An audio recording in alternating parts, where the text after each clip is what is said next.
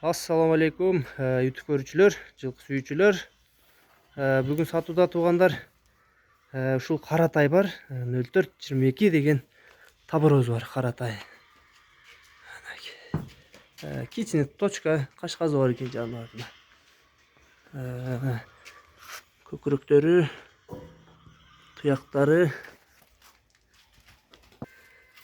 туяктары таза.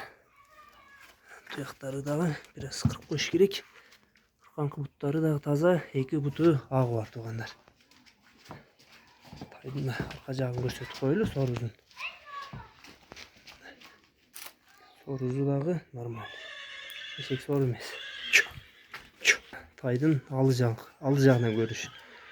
Бекке бою канча бар дейсиз тайдын? Бою 1.46 урууэнге. 1.46 бар, урууэнге. Урууэнге 1.46 дейт туугандар. Тайдын толук көрүнүшүн көрсөтүп коеюн. Чоңдуктары, моюн башы, сору.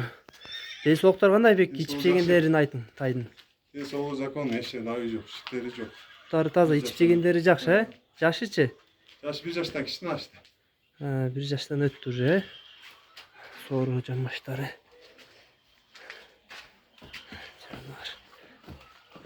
Тай туугандар аксыда, шу Беку деген жигитте.